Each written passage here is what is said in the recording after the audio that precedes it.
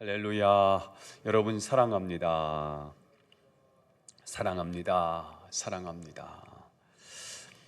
지난 시간에 신법이 구법을 이긴다, 그런 제목으로 여러분과 함께 말씀을 나누었습니다. 한번 따라서 해볼까요? 신법이 구법을 이긴다. 12월 13일 아달월 12월 13일, 이날은 유대인이 법적으로 학살당하는 날입니다. 이 사실을 알고 있는 유대인들은 굉장히 두려웠을 것입니다. 죽음의 공포가 밀려옵니다.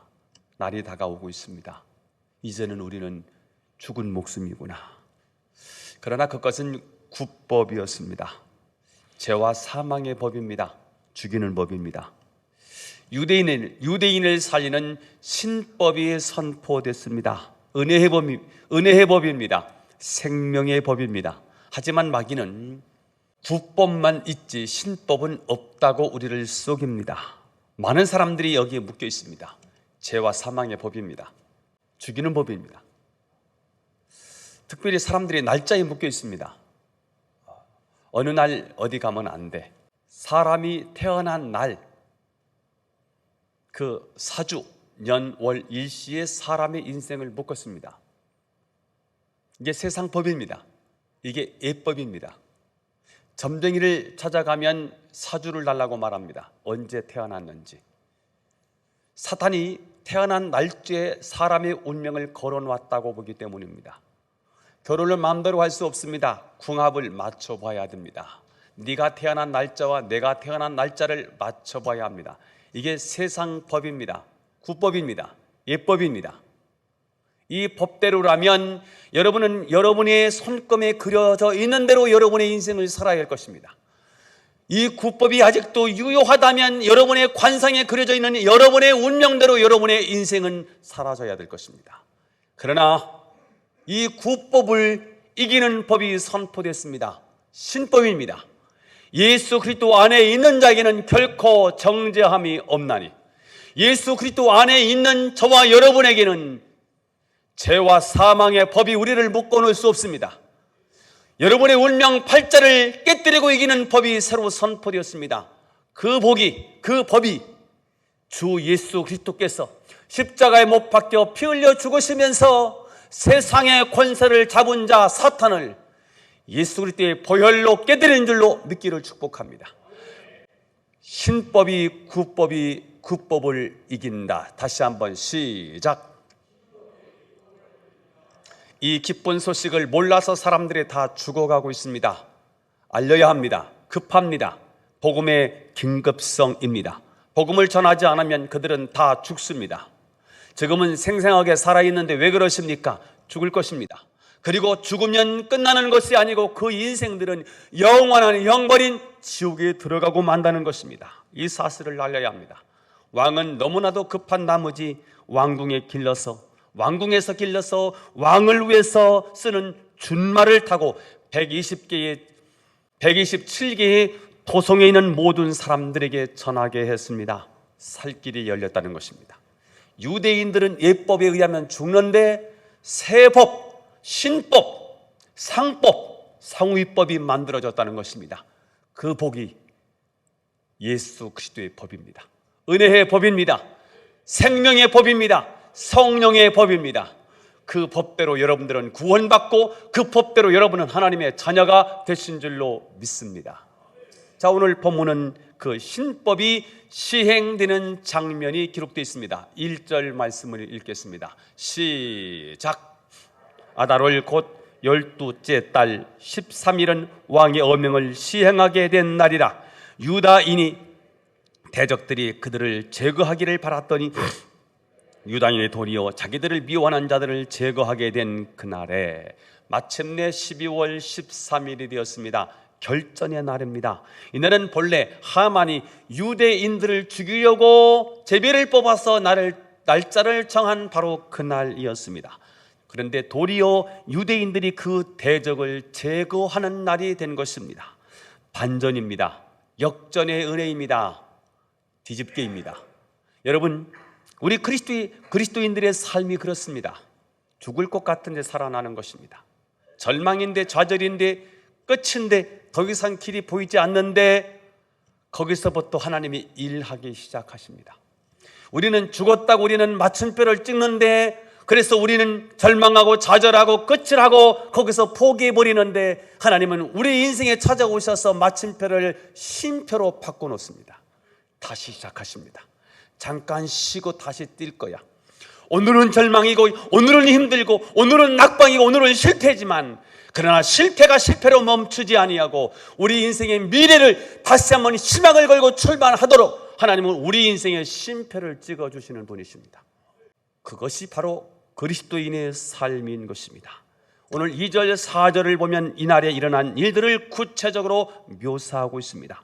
유대인들은 신법에 따라서 각 지방에 모여서 자기들을 해하려고 하는 그 원수들을 죽이려고 하는데, 모두가 유대인들을 두려워하고요, 그리고 능히 유대인들을 막을 수가 없었습니다. 더구나 각 지방의 모든 관리들이 다 유대인들을 돕습니다. 하나님의 백성을 두려워하기 시작했습니다. 원래부터 하나님의 백성이 힘이 있었던 것이 아니었습니다. 하나님의 때가 되었습니다. 기도하고 이들이 영적인 근육을 키우고 힘을 길렀더니, 영적인 힘을 길렀더니 하나님의 능력이, 하나님의 기운이 이스라엘 공동체, 유대 공동체에 하나님의 기운이 임하기 시작해요. 멀리 있었던 하나님이 드디어 이스라엘 편으로 다가오기 시작했어요. 하나님이 함께 하시고 하나님이 그들의 인생에 개입하기 시작하세요. 역사가 달라지기 시작해요. 그렇게 무서웠던 대적들이요, 꼼짝도 못하고 있어요. 알고 보니까 보이지 않지만 하나님께서 그 대적들을 손발을 꽁꽁 묶어놓고 있는 거예요. 무기를 완전히 해체해 놓고 있는 거예요. 그래서 때리면 맞아야 되는 그런 연약한 존재로 하나님이 주물러 놓고 계시는 거예요. 5절에서 19절 이하를 보면 유대인들이 대적을 도륙하고 진멸해서 수산성에서 500명을 죽이고요, 하만의 10명의 아들을 다 죽입니다. 그리고 났는데 왕이 또 왕후 에스더에게 찾아와서 그대의 소칭이 무엇이냐고 물었을 때 에스더가 하루만 더 연장해 달라고 말합니다. 그래서 다시 13일 날 500명을 죽이고 14일 날 다시 300명을 죽여서 800명을 하만의 편에 서 있었던 사람들을 죽이게 됩니다. 그리고 그 다음 날 15일 날 하루 쉬면서 잔치를 벌이게 됩니다. 자, 그러니까 수산성에서는 13일, 14일 죽이고 15일 날 쉬고 잔치를 열게 된 것입니다. 그리고 127개의 지방 도성에서는 13일에 하루 동안 7만 5천 명을 죽이고 그 다음 날인 14일 날 잔치를 벌이는 이야기가 19절까지 쫙 기록되어 있습니다. 자, 두 파트로 하나님을 대적한 하만의 세력들이 척결되는 장면인데요, 먼저 수산성에서 13일, 14일 이틀 동안 800명을 죽이고 15일 잔치를 했고요, 또한 각 127개의 도성에서는 13일 7만 5천 명을 죽이고 14일에 잔치를 했습니다. 그리고는 잔치날 불임절을 제정해서 불임절을 지킵니다. 불임절은 그래서 14일, 15일 이틀 동안 불임절을 지키는데, 불임절은 푸르라는 히브리어인데요, 제비 뽑다는 말이지요. 이날은 원래 12월 13일 누가 죽기로 한 날이지요? 유대인들이 하만의 꾀에 의해서 죽게 된 날인데, 그날 오히려 유대인을 대적했던 그 대적들이 죽는 날로 바뀌어요. 그래서 이 푸르는 반전의 날, 역전의 날, 도리어 유대인들을 죽이려고 했던 그들이 그 장대에 달리고 그들이 저 죽임을 당하는 날이 되었습니다. 그러니까 불임절은 사람을 죽인 날이 아니고 안식한 날이고 잔치한 날입니다. 그래서 불임절은 14일, 15일이 된 것입니다. 자, 불임절이 뭐 하는 날이냐? 22절에 요약해 놨습니다. 읽어보도록 하겠습니다. 22절 시작. 이날에 유다인이 대적들에게서 벗어나서 평안함을 얻어 슬픔이 변하여 기쁨이 되고 애통이 변하여 길한 날이 되었으니 이 두 날을 지켜 잔치를 베풀고 즐기며 서로 예물을 주며 가난한 자를 구제하라 하매. 자, 이 날은 제가 빨간 글씨를 다 쳐놔 봤어요. 대적에게서 벗어난 날이에요. 평안함을 얻은 날이 안식이지요. 기쁨의 날이에요. 잔치하는 날이에요. 즐거움의 날이에요. 나눔의 날이에요. 구제의 날이에요. 이것이 부림절의 정신입니다. 부림절에 담겨있는 정신, 의미, 가치입니다. 저는 오늘 부림절을 통해서 두 가지 메시지를 나누려고 하는데요. 하나님 이런 부림절을 만드는 과정을 통해서 이들이 보여준 모습을 통해서 함께 교훈을 얻으려고 하고요. 또 하나는 승리한 후에 이들이 어떻게 했는지를 통해서 신앙에 큰 도전을 받고 싶습니다. 먼저 첫 번째입니다. 승리의 과정입니다. 완전한 승리를 위해서 이들은 무엇을 제안했다고요? 욕심을 제안했습니다. 한번 따라서 해보겠습니다. 완전한 승리를 위해 욕심을 제안하자. 자, 오늘 본문에서 반복되는 구절이 세 군데가 나옵니다. 먼저 10절을 읽어보겠습니다. 시작.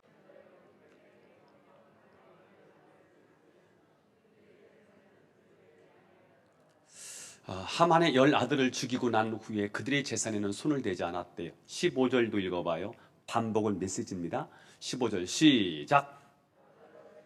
수산에 있는 유다인이 또요 300명을 수산에서 도륙하되 그들의 재산에는 손을 대지 아니하여. 수산성에서 800명을 죽이고 난 다음에 그 재산을 탈취하지 않았대요. 그 다음에 16절입니다. 시작.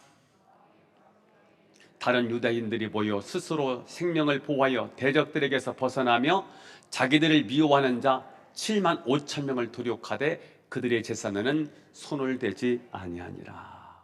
왕의 조서에는, 신법에는 유대인들을 대적한 하나님의 원수들을 진멸하고 재산을 탈취해도 좋다라고 되어 있습니다. 그런데 그들은 죽이기는 죽였는데 절대로 그들의 재산에는 손을 대지 않았다는 거예요. 왜 그들은 그럴 수 있는데 그 재산에 손을 대지 않았을까요? 그것은 그들의 목적이 아니었기 때문이지요. 그들의 삶의 목적이 분명했습니다. 우리가 이렇게 하는 일은, 우리가 이렇게 악한 자들을 척결하는 것은 우리의 생명을 보호하기 위한 것이지 재산을 증식하기 위한 것이 아니다라고 하는 분명한 목적을 가지고 있었습니다. 그들은 이런 결심과 행동은 다른 사람들로부터 인정과 존경을 받게 되는 분명한 이유가 되었습니다. 저는 오늘 본문을 읽으면서 이런 걱정을 했었습니다. 유다인들이 이렇게 많은 사람들을 처형을 했는데 다른 사람들에게 미움을 받지 않을까? 에스더는 진멸할 시간을 하루 더 연장해 주다고 달라고 말했는데 500명을 죽였는데 500명이 부족해서 시간을 더 연장해 주자고 하는 거, 이거 너무 잔인한 거 아닌가? 이거 너무한 거 아닌가? 그런데 주변 사람들로부터 그 누구도 미움의 대상이 되지 않고요, 오히려 잘했다고 박수를 받는 일이 됐습니다. 또한 왕이 진멸할 기회를 하루 더 연장해 주었습니다. 이것은 에스더의 욕심이 아니라 왕의 감동입니다. 우리가 목적에 충실하면 세상 사람들도 우리를 보고 감탄하게 되어 있습니다. 힘이 있는데 힘을 다 쓰지 않아요. 얼마든지 할 수 있는데 하지 않아요. 왜요? 교회의 덕을 세우기 위해서. 내가 할 말이 있는데 할 말을 하지 않습니다. 왜요? 하나님의 영광을 드러내야 되니까. 내가 힘이 있어서 얼마든지 할 수 있지만, 손을 댈 수 있지만 손을 대지 않습니다. 그 사람에게 유익을 주기 위해서요. 우리 주 예수 그리스도께서 힘이 있었습니다. 수많은 사람들을 고치셨습니다. 귀신을 내쫓으셨습니다. 노두 광풍을 잔잔케 하셨습니다. 죽은 자를 살리셨습니다. 그 능력으로 인류를 구원하면 안 될까요? 그런데 하나님의 방법은 그런 세상의 능력, 세상의 권력, 세상의 기적이 아닌 거예요. 인류를 구원하는 방법은 힘이 있는데 십자가에 못 박혀 죽는 거예요. 십자가에 매달렸을 때 예수님을 향해서 조롱하고 비웃었고 하나님의 아들이여거든 내려와 보시지 하고 사람들이 희롱을 했습니다. 우리 같으면 까짓거 그 힘으로 죽은 자를 살리는 그 능력으로 광풍을 잔잔케 하는 그 능력으로 십자가에서 내려와서 욕하고 조롱하는 그들을 척결했으면 좋았을 것 같습니다. 그런데 그분은 힘이 있는데 그렇게 하지 않습니다. 왜냐하면 우리를 구원하시기 위해서 그랬습니다. 이분이 저와 여러분의 주님이시지요. 그래서 우리는 그분 이야기를 들으면 감동이 되는 것입니다.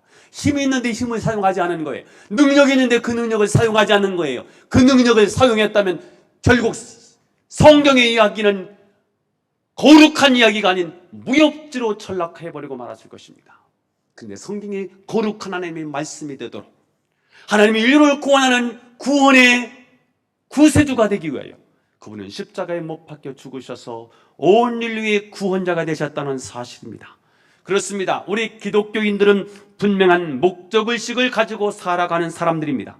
그런데 어느새 그 목적보다는 그 소명보다는 하나님이 우리에게 주신 사명보다는 부산물에 우리의 마음이 뺏길 때가 많더라는 것입니다.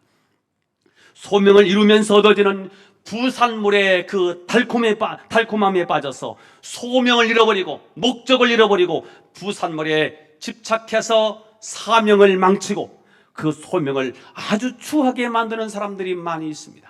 요즘 젊은이들이 안전하게 공무원을 하고 싶다고 그래요. 교육공무원, 행정공무원, 소방공무원, 군공무원, 공무원을 하고 싶은 거예요. 왜요? 나라를 위해서 하고 싶대요. 나라와 민족을 위해서 봉사하고 싶대요. 어떤 분은 나라를 위해서 일하겠다고 국회의원이 되겠다고 출마를 해요. 그래서 국회의원이 돼요. 처음에는 의욕을 가지고 나라와 민족을 사랑하는 마음으로 그 일을 감당합니다.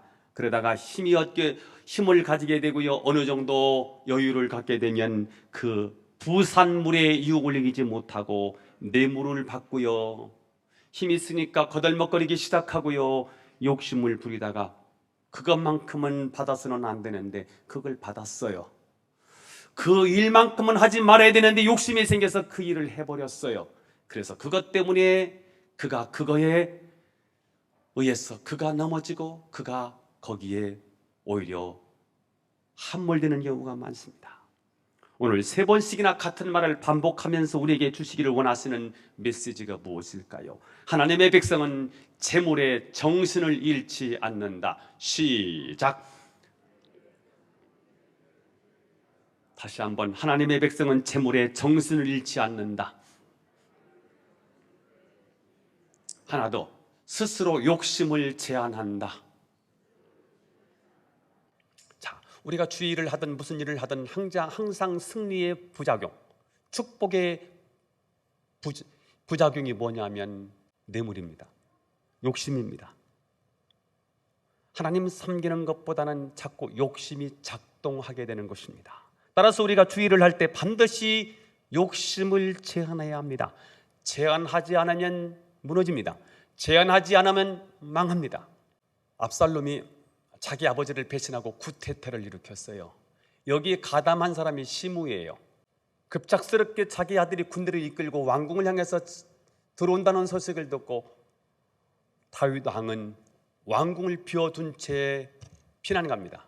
신발을 제대로 신지도 못하고 서둘러서 피난길을 가는데 그때 나타나서 돌멩이를 던지면서 다윗을 욕하고 저주를 퍼붓습니다. 먼지를 일으키면서 다윗에게 아주 못된 얘기라는 못된 욕을 다 퍼붓습니다. 그런데 쿠데타가 얼마 가지 못했어요. 다윗이 다시 왕정복구를 해요. 왕궁으로 돌아옵니다. 그때 시므이가 살려달라고 용서를 구합니다. 다윗이 살려줍니다. 그리고는 그 처벌을 그의 아들 솔로몬에게 맡겨요. 솔로몬이 시므이를 어떻게 재판을 하느냐 하면 예루살렘에 가택연금을 시킵니다. 예루살렘을 떠나면 안 된다. 예루살렘 안에서는 네 마음껏 네가 가지고 있는 재산, 네가 가지고 있는 권력, 네가 가지고 있는 지위를 마음껏 써도 좋다. 그러나 기드론 시내를 넘어가면 안 된다 라고 했습니다. 그러면 시므이는 이것도 황송한 일이니까 감사하는 마음으로 예루살렘에서 그 부요 풍성함을 누리며 지위를 사용하면서 마음껏 행복하게 살아야 되는 겁니다. 기드론 시내를 넘어가면 안 됩니다. 그런데 3년 동안 잘 해왔는데 그 집안에 2명의 종이 자기를 배반하고 도망가 버린 거예요. 그 사실을 알고 시므이가 기드론 시내를 넘어서 저 블레셋의 가드왕 아기스에게로 도망쳐 있는 자기 종을 찾아서 다시 예루살렘으로 돌아왔어요. 그 사실을 알고요, 솔로몬이 그 자리에서 죽여버립니다. 여러분, 누군가가 당신 욕심 부리면 안 돼, 기분 나빠서 안 됩니다. 내 스스로가 게드론 계곡을 쳐놔야 됩니다. 내 스스로가 바리케드를 쳐내야 됩니다. 그렇지 않으면 욕심은 한이 없습니다. 빌 게이츠한테 물어보세요. 조금 더 벌고 싶다고 말할 거요. 그래서 스스로 한계를 정해놓지 않으면, 죄의 국경선을 정해놓지 않으면 넘어가면 죽습니다. 휴전선 넘어가면 죽습니다. 넘어가지 않도록 우리 마음에 휴전선을 쳐놓아야 합니다. 그래야 완벽한 승리를 이룰 수 있다는 거예요. 여러분, 물고기가 가장 좋아하는 게 뭔지 아세요? 지렁이일 거예요. 우리한테 지렁이는 혐오스럽지만 물고기에게는요, 지렁이는 아름다움일 거예요. 미끼니까요. 그걸 먹고 싶어요. 그런데 지렁이는 그걸 지렁이만 보면 안 돼요. 왜 지렁이의 갈고리에 새꼬챙이가 달려 있을까? 왜 이 갈고리에 이 줄이 달려 있을까? 왜 이 줄 끝에는 이 막대기가 매달려 있을까? 거기에는 왜 큰 사람이 이렇게 서 있을까? 다 봐야 되는 거죠. 대부분 내가 원하는 것이 좋은 것이 아니고 욕심일 때가 많습니다. 한번 따라서 해보겠습니다. 내가 원하는 것이 좋은 것이 아니라 욕심일 때가 많다. 여러분 스스로 시작. 내가 원하는 것이 좋은 것인 줄 알았더니 욕심일 때가 많더라니까요. 이게 중요한 얘기입니다. 다시 한번. 내가 원하는 것이 좋은 것이 아니라 뭐다? 욕심. 그 욕심 때문에 죽습니다. 그래서 내가 원하는 것을 제어해야 합니다. 하나님의 뜻은 아말렉 족속들을 멸하는 것입니다. 재산을 탈취하는 것은 하나님의 언약이 아니었습니다. 이것은 욕심이고 이것은 제어해야 된다는 거예요. 그래야 완벽한 승리를 얻고요, 그렇게 해야 주변 사람들도 박수치고 내가 하는 일을 거룩한 성령으로 인정하고요, 내가 하는 일을 성시화 만드는 방법이 뭐겠어요? 거룩하게, 방법도 거룩하게 하는 거예요. 그때 거룩한 영역이 정해지는 것이고요, 거룩한 성역이 되어지는 거겠지요.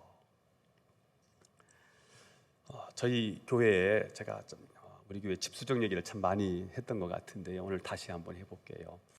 지하에 주방이 있고 식당이 있으니까 물을 써야 되지요. 지하에는 물을 바깥으로 내보내지 않으면 안 되기 때문에 집수정을 만들어요. 한 곳에 모아놓고요, 얼만큼 수위가 차면 이걸 바깥으로 퍼내야 되는데, 그래서 사람이 풀 수 없어서 모터를 달았어요.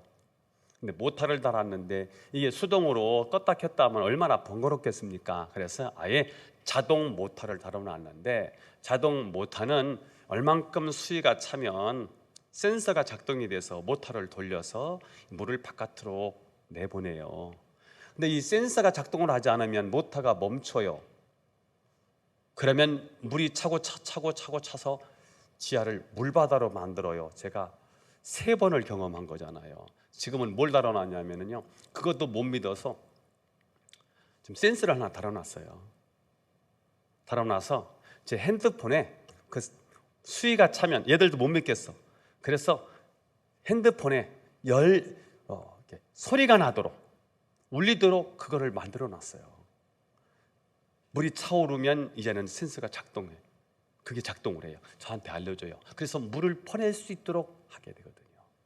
여러분, 우리에게는요 이런 센스가 필요해요. 내가 욕심 부리려고 하잖아요. 오늘 가서 이 말은 꼭 해야 되겠어. 그 말 하지 말라니까. 내가 각오를 했어. 결심을 했어. 내가 이 말 꼭 그 사람한테 할 거야. 그 말 하지 말라고요. 그 사람 다쳐. 그래서 제어해보는 거예요. 그래야 존경을 받아. 그래야 사람들 앞에 인정을 받게 되더라고요. 오늘 승리는 한 번의 승리로 끝나면 안 되잖아요. 이 승리가 영원한 승리가 되기 위해서는요 모두가 공감해주고 모두가 박수치는 일이 돼야 되잖아요. 그러니까 욕심 부리면 안 되겠지요. 정리 좀 해보겠습니다. 뭐로 정리하게 하고 싶으냐면 갈라디아서 5장 24절로 정리하겠습니다. 시작.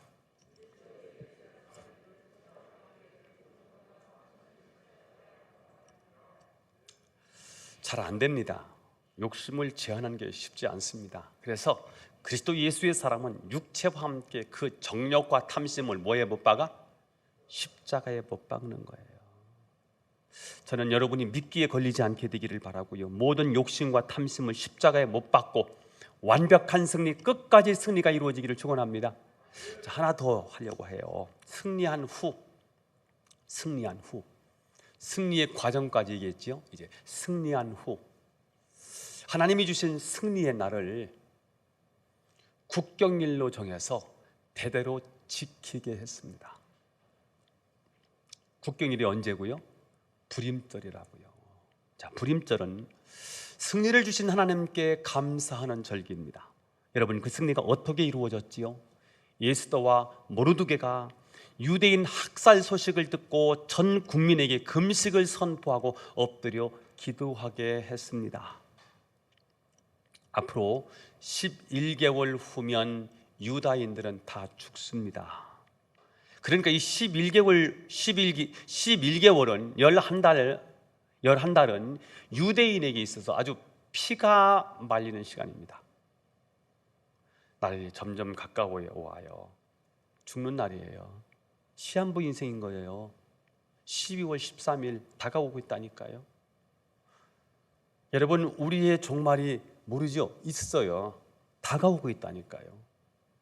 유대인들은 그 날짜가 시한부가 느껴져요. 12월 13일 11달 후에요. 피가 마르는 시간이에요. 두려움의 시간이에요. 자, 그런데 그 기간이 그들에게는 기도의 시간이었고요, 영적인 근육을 만드는 시간이었고요, 하나님의 능력을 체험하는 기간이 되었다는 사실이에요. 결국 하나님은 그들의 기도를 응답하셔서 하만을 죽게 했고요, 신법, 새로운 법을 만들었고요, 마침내 역전승을 하고요, 오늘은 감격스러운 잔치를 벌이고 있는 것입니다. 완전히 반전이지요. 그래서 이것은 기념비적인 사건인 거예요. 기념해야 되겠어요. 한 시대를 살아가면서 값지고 흥분되는 현장을 경험할 때가 있습니다. 나 혼자만 간직하고 가슴에 묻어두기에는 정말 너무나 아까운 그런 경험들이 있습니다. 그래서 하나님은 중요한 사건을 기념하는 행사를 갖게 만드십니다. 가장 먼저 하나님은 이스라엘 백성들에게 출애굽을 기념하기 위해서, 애굽을 탈출한 것을 기념하기 위해서 유월절이라고 하는 절기를 지키도록 하세요. 유월절은 아시지요? 다 죽는 거예요. 다 죽어요. 그런데 하나님이 말씀하셨어요. 문설주에 좌우 인방에 피 발라 그 말씀 듣고 순종한 집이 다 살아나요. 바로를 이길 수가 없고요, 바로의 군대를 이길 수가 없어요. 노예가 어떻게 정부 군대를 상대할 수 있겠습니까? 그런데 죽음의 천사가 막 치는데 그 집만 건너가요. 빨리 나가요. 원자폭탄 10개를 떨어뜨린 거예요. 그리고 빨리 나가라는 거예요. 그래서 이 절기를 지켜야 되는데 유대인들은 매년 6월절이 되면 맛있게 발효된 떡을 먹는 대신에 맛이 없고 딱딱한 이스터가 들어가지 않은 무교병을 먹어요. 왜냐하면 자신들이 출애굽을 할 때 너무 긴박해서 빵을 구울 시간이 없어서 무교봉을 들고 내달렸던 것을 기억하라는 거예요. 그 후에 그들은 무교봉을 먹으면서 아버지가 아들과 딸들에게 하나님께서 어떻게 이 백성을 구원하셨는지를 유월절을 지키면서 말하는 거예요. 교육이에요. 하나님께서는 또 초막절을 지키게 하셨어요. 40년의 광야 생활을 하는 동안 하나님께서 그들을 먹이셨다는 것을 가르쳐 주시기 위해서 그들은 집을 떠나서 종려나무 가지를 꺾어서 엮은 그런 텐트 속에서 일주일 동안 나가서 살게 됩니다. 모든 생업을 중단한 채 초막을 짓고 초막 안에서 일주일을 살게 될 때 자녀들이 묻습니다. 아빠, 아버지, 왜 우리가 좋은 집 내두고 이 들판에 나와서 이게 초막 짓고 우리가 살아야 합니까? 낮에는 너무 덥고 밤에는 너무 추워요. 왜 이렇게 해야 합니까? 라고 물으면 그때 그 부모들이 이렇게 말합니다. 우리 신앙의 선조들은 40년 동안 이와 같이 살았단다. 하나님께서 낮에는 구름기둥으로 뜨거운 태양빛을 갈아주셔서 신선하게 해주셨고 밤에는 불기둥으로 따뜻하게 보살펴 주셨단다. 이렇게 광야에서 40년 동안이나 우리 선조들을 지켜주시고 인도해 주셨던 그 하나님이 너에게도 우리 가정도 하나님이 이렇게 지켜주시고 인도해 주신단다. 교육을 시키는 거예요. 그리고 오늘 본문에 나오는 유대인들은 그 후에 말씀을 등지고 자기 멋대로 살다가 바벨론의 포로로 붙잡혀 와서 애국 땅에서 살게 되는데 그렇게 살다가 1차 귀환, 2차 귀환, 3차 귀환을 했는데 이렇게 고국에 돌아갈 수 있는 여러 길이 열렸지만 그럼에도 불구하고 아직까지 고국에 돌아가지 못한 채 지금 악한 하만의 덫에 걸려서 완전히 멸절될 위기에 처해 있었습니다. 하지만 하나님의 개입으로 인하여 그들은 반전의 은혜를 경험하게 되었습니다. 그들은 그 은혜를 감격하면서 그 감격을, 그 은혜를 잊지 않기 위해서 그리고 그 승리가 단 하루의 승리가 아니라 영원한 승리가 되기 위해서 이날을 국경일로 정해서 대대로 자자손손이 지키게 했습니다. 이것을 우리는 부림절이라고 말합니다. 26절, 28절에 나와 있습니다. 읽어보겠습니다. 시작.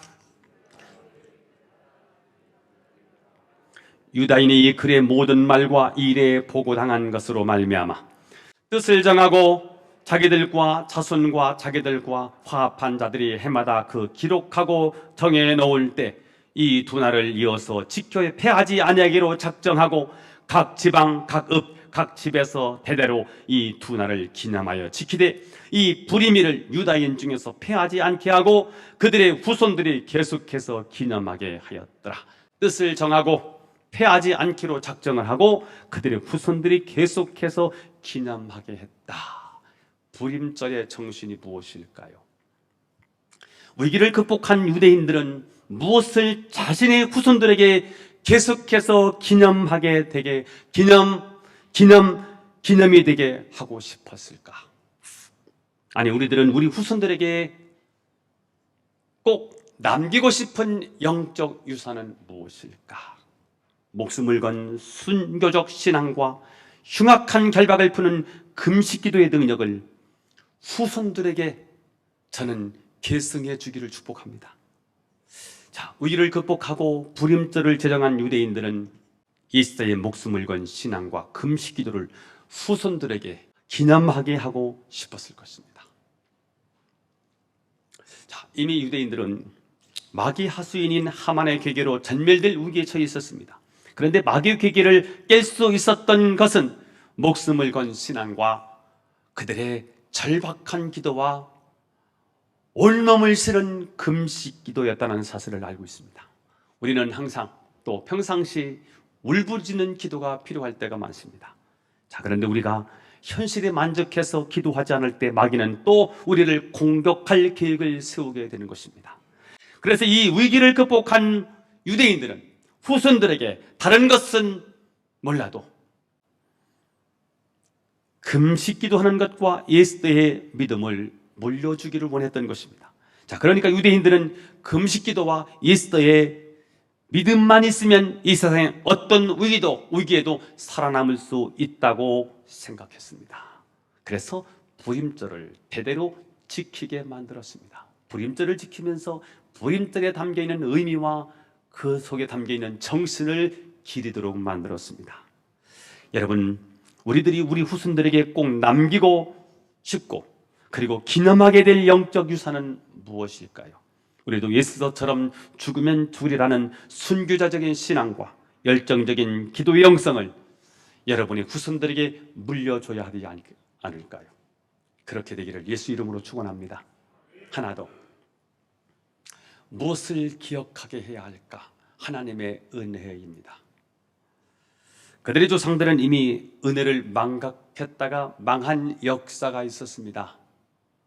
40년 광야 생활을 하면서 금방 주신 은혜를 잊어요. 출애굽의 은혜를 잊어버렸어요. 홍해를 갈라주신 은혜를 잊어버렸어요. 하늘에 만나 메추라기를 내려주셨던 그 은혜를 잊어버렸어요.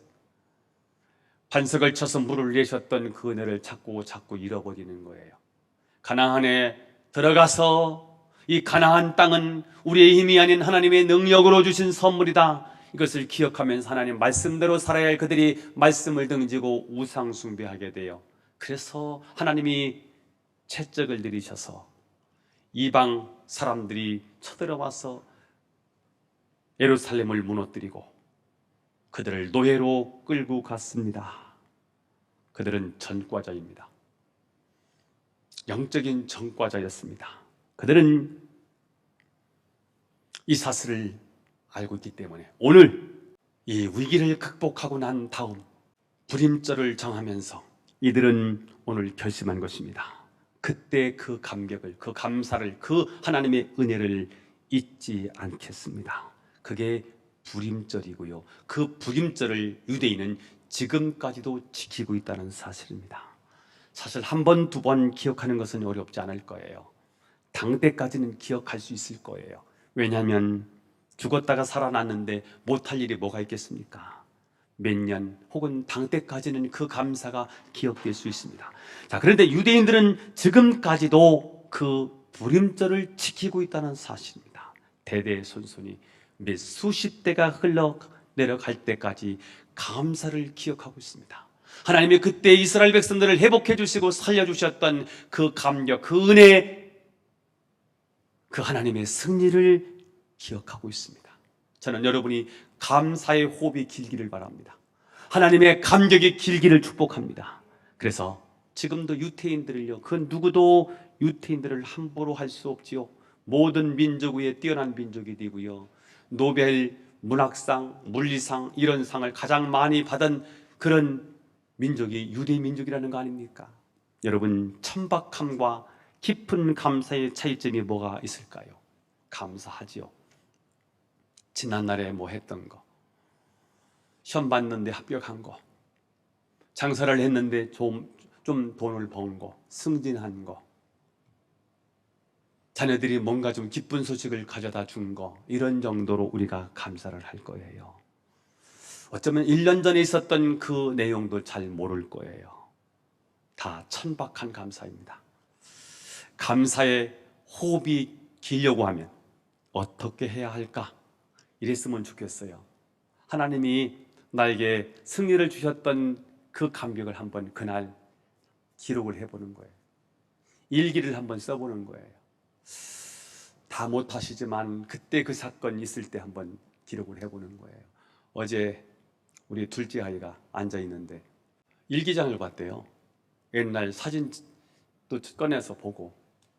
근데 어제 초등학교 5학년 때 쓴 일기책을 읽었대요. 초등학교 5학년 때 담임선생님이 이렇게 말씀을 하셨대요. 코멘트를 해줬대요. 야, 성찬아, 네가 지금 쓴 일기는 나중에 네가 성장해서 웃으면서 읽을 날이 올 거야. 근데 어제 그 내용을 저희한테 소개해줘서 밥을 먹다가 한참 웃었어요. 자기는 수학을 그렇게 싫어했다는 거예요. 초등학교 5학년 때. 나는 수학 문제 풀기가 그렇게 싫다. 그런데도 불구하고 엄마가 무서워서 나는 수학 문제를 풀고 있다. 풀어도 그렇게 싫은데 구세주가 나타났다. 아빠였다. 아빠가 축구하러 가자고 했다. 그렇게 좋을 수가 없었다. 안 웃겨? 나만 웃겨? 여러분, 기록을 하다 보면 세월이 흘러서요, 이게 그때 그 감동, 그 감격, 그 눈물, 그것을 다시 한번 기억하게 만들지 않습니까? 그리고 그것을 상기시키려고 하면, 기억하게 만들려고 하면 계속해서 그 말을 하는 거예요. 제가 고등학교 들어가기 전 중학교 3학년에서 고등학교 1학년 사이 겨울방학에 주님 만난 얘기를 수도 없이 했을 거예요. 우리 강단에서 아마 100번, 거의 100번까지 했을 것 같기도 해요. 수없이 해요. 저는 제 인생이 거기서 완전히 180도로 바뀐 인생이니까요. 그래서 그 얘기를 계속 하는 거예요. 한번 간증문도 써본 적이 있었어요. 여러분, 그렇게 해서 한번 남겨보시면 어떨까라는 생각을 하고요. 어떤 분은 예수를 믿고요, 너무 감격해서 자기 생일을요 포기하고요, 세례 받은 날을 생일로 지키는 분도 계세요. 유대인들이 그렇게 살았다는 거 아닙니까? 여러분들도 자자서순이 이 감사의 호흡이 긴 기독교의 명문가를 만드는, 하나님이 정말 사랑하는 거룩한 종들이 되기를 주 예수 그리스도 이름으로 축원합니다. 기도드리겠습니다. 하나님 아버지, 오늘도 주신 말씀을 우리 가슴 속에 새깁니다. 하나님, 신법을 우리에게 주셨고 이 신법을 통해서 완전한 승리를 주셨는데, 이 승리의 과정이 완벽한 승리를 위해서 욕심을 제한하게 하옵소서. 그리고 이 감격스러운 순간을 그날의 승리로 멈추지 않고 영원한 승리로 이어가도록 기념일을 정하고, 그리고 대대손손이 그것을 이어가도록 성역화하고 그 일을 거룩한 일로 만들어서 하나님, 영적인 이 유산이, 아름다운 하나님의 일이 우리 후손들에게, 자자손손에게 계속해서 이어가도록 역사하여 주옵소서. 우리 모두를 축복하며 예수님의 이름으로 기도하옵나이다. 아멘.